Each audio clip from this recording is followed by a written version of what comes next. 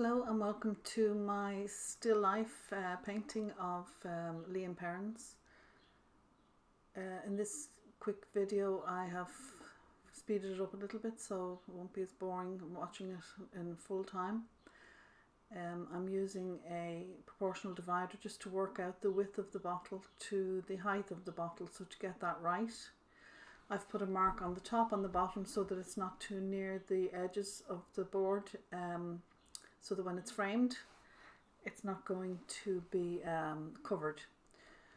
So I've drawn in a rule of thirds just to position things in place, so that is dividing your canvas into 3 boxes down and 3 boxes across, so 9 boxes in total, and it just gives you points of interest where these lines join up. I've measured the width so I know how many times the width fits into the bottle, into the height, and I've worked that out that it's 3, and I'm just drawing in straight lines now rather than curves. It's much easier to draw in a straight line than a curve, so draw that in first and then curve it up afterwards. I also, you can see there, I drew a line down the middle, and that makes it easier to work out the edges, you know, that they're exactly the same distance from the center of the bottle. So it's just little kind of tricks to get everything in the right place. So now I've rubbed out my guidelines and I'm just showing you what mediums I'm using. I have Terps and linseed oil in the bigger jar, and I also have a little bit of liquid just to speed up the drying time, because it'll be very thick paint and it takes a long time to dry otherwise. So I'm mixing a few colours now. The colours I have out are cadmium yellow, cadmium red and ultramarine blue in my warm colours, and then my cool colours I have lemon yellow, alizarin crimson and phthalo blue. I also have a bit of Indian yellow there and a little bit of yellow ochre and burnt umber. So I'm mixing a few colours here. Even though the bottle is very dark, it still has kind of red tones to it. So the first pile I've mixed a kind of a reddy brown. I'm now kind of mixing the colours for the label, which is orangey kind of colour. So that's cadmium yellow and cadmium red. And I'm mixing a few different tones there because there's different colours in that label. So I'm just brightening up that colour there for the brighter parts of the label there. So I just kind of mix a few colours up before I start, and then as I go along I mix more. Now I'm just going to block in generally where the dark colour is. I have a size 6 paintbrush, long flat. I think it's a Rosemary brush. Their brushes are really good and great value. So I'm just filling in here generally where the colour is going and fixing edges as I go along. Sorry, my hand's in the way a little bit there. In the next video I move the camera over to the side so you can see better. So now the lid's going on. I'm not really fussy about my edges. I'm just filling in really, and then with the background and that I'll fix edges when I put that in. Yeah, I'm dipping into my liquid all the time as well, just to loosen the paint and so that it will dry quicker. I never cleaned my brush properly there, so that's why the first colour that went down was a bit dirty. So I went in and cleaned it then in a cloth. I always use a cloth rather than cleaning in turpentine or something like that, because it loosens the paint too much if you clean your brush in turpentine. I always just clean it with a rag, cotton rag. So again, I'm just filling in shapes. Try not to leave any gaps.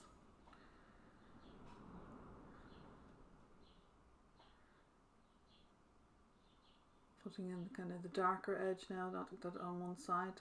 As you can see on the right hand side here, I have inserted the photograph of I was working from life, but just to show you what I actually had that I was painting from. So I'd made a shadow box, which was an old wine box, and I just painted grey just to give it a neutral background, and then I just pick a background and afterwards and put it in whatever colour I think. But the neutral background gives you a better start. I just needed more brighter colours, I think, for the label. So that's a bit of, well, I'm mixing the colours actually here for the background. So I've used a bit of phthalo blue and lemon yellow and white. And I'm just looking to see what colour I think would be the best behind it. I did look at a colour wheel, and the orange, I thought the complementary colour to that would be greeny kind of colour, so I desaturated it a little bit, that it's not pure green, it's kind of greeny blue, so I thought that would be a nice background colour for the bottle. So here I'm fixing my edges. The label was a little bit lower, so I moved down the liquid in the bottle a little bit, so everything can be adjusted as you go along. I'm brightening the front of the bottle here a little bit with more yellow tones as well, to make it look rounder.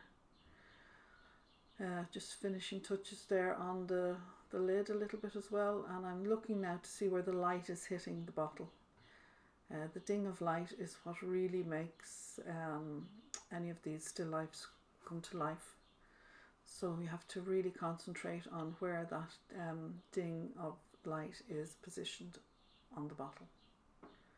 I never use pure white. I always put a little bit of something into the colour, maybe a little bit of yellow or a little bit of blue, depending on the colour of the light, whether it's warm light or dark light.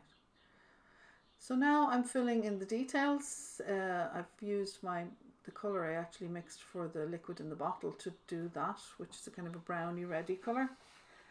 I'm not really putting in exact detail. I'm squinting and just filling in what I see when I squint, rather than putting in all the detail. It's very, very loosely put in. There's no detail at all. A little bit of highlight now on the top of the bottle I was looking there that needed. So I think now what I'm going to do is start writing in. So as you can see here, I just put little tips of the dark colour. I'm not actually writing any letters. Then I start writing in the name. The big letters I put in, but everything that's small I don't put in that detail. So I have the dark colour for the writing, and I also have mixed the colour for the background. So any mistakes I fill in with the background colour. So as I was painting here, I had a look and I realised that I had actually made the writing too big. So I scrub it all out here in a few minutes because I realised then I couldn't fit everything underneath. So the Lea was too big, so I just got a cloth and rubbed it out, went back over and made the Lea lettering a little bit smaller, brought the background up into it to make it shorter, so that then I could fit everything in afterwards. So when you have your background colour mixed, you just fill it all in with that. There's a slight little bit of kind of detail in that. It's oranges and yellows, so I was just putting in those kind of changes in colour in the background. Now I use a rigger brush for doing the lettering. It's either a 1 or a 0, and the rigger is a really, really long bristles in it, and they're kind of soft bristles, so it's very easy to draw fine detail with them. So the and that I put in was too big the last time, so I made that a little bit smaller, and now I'm just filling in the Perrins. And as you can see, I put the middle letter in first and work my way out in both directions, because it's easier to work where each letter will fit, and I'm comparing it to where it is with the letter above to make sure it's in line with that, and it just means that they'll all fit across then. When you're painting bottles like this, you really don't have to worry too much about having the detail exactly right. Most people will recognise it without complete detail in. So now I'm making the lettering a little bit bigger, bringing it down, filling it in, making it thicker. I lean on my other brush here so that it steadies my hand. So I place a bigger brush at an angle, and then I lean my hand on that brush, and it just gives you more control. I am holding and putting in fine detail.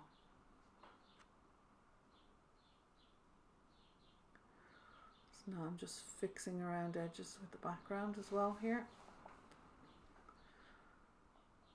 There is a kind of a bend in the writing, so you have to paint that bend into it. It's not straight across, so it goes up at both corners. I'm fixing the lettering now with the background colour, making sure it's the right, it's level with each other, each letter is level. Thickening it up.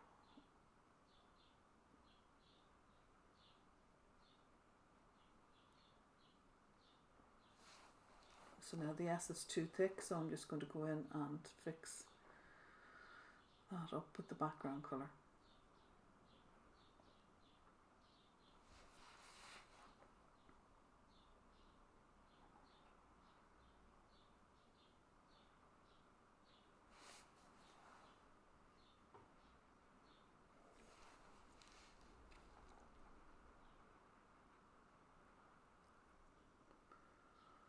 So it's just little finishing touches here now, getting the letters right.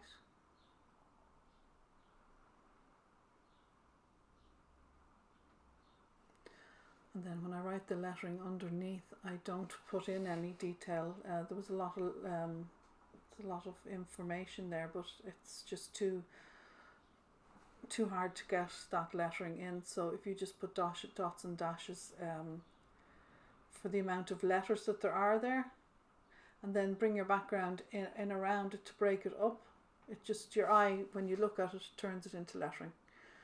So it cuts down on a lot of work there on filling in information. This is just dots and dabs as well.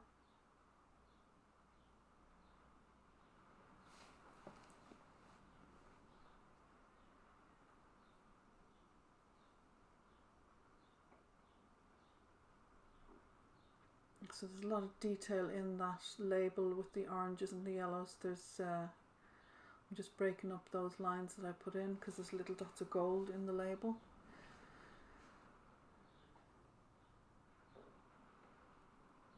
Breaking up that lettering a little bit with the background as well. But it's not just sitting on top. And then there's little lines along the bottom and the top of that. And I'm just putting them in.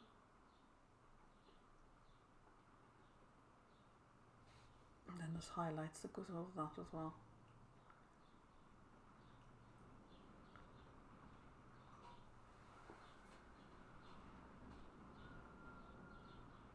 So as you can see, I'm not putting an awful lot of detail in, I'm just putting in what I see when I squint.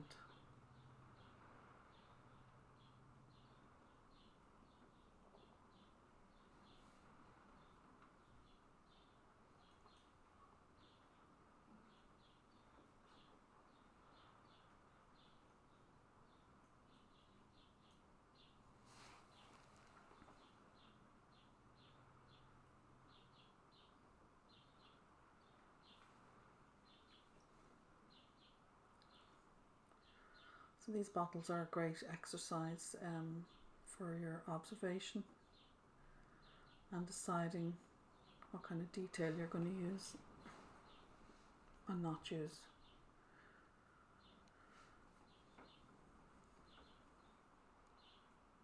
Just bringing that edge up because it's a round bottle, so it's with perspective. Those edges are important to get right. So the bottom of the bottle comes out slightly. So this is where I put all this kind of detail in. And then the top of the liquid has a little ellipse there that needs to be put in where the light's catching it.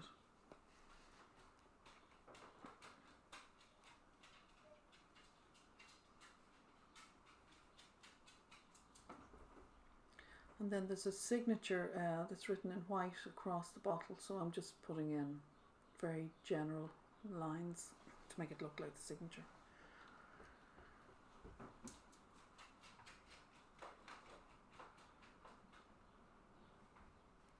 again with the rigger.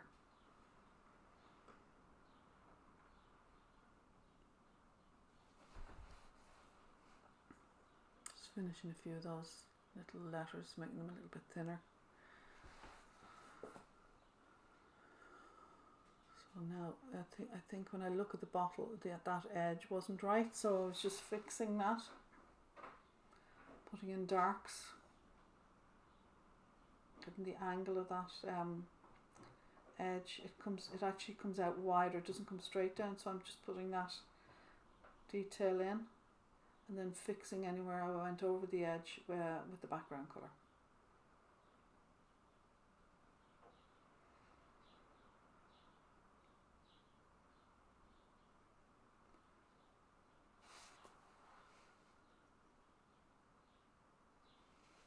Very hard to get the left right if you're right-handed, actually, so sometimes what I might do when I'm doing something like this is turn the bottle upside down and it shows you instantly whether something's right or not.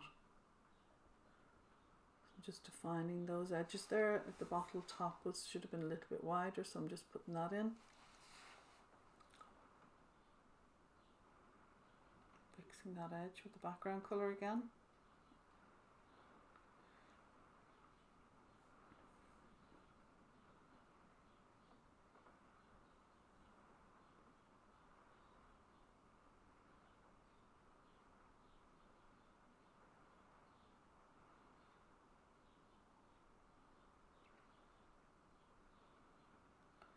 I noticed the bottle was a little bit wide, so I came in then and just cut the edges in a little bit with the background colour, and that's nice as well to soften those edges too, so that they're not too severe. Bringing the shadow in and softening that, and that's the bottle that I was working from, just to show you the colours. And I hope you've enjoyed this demo.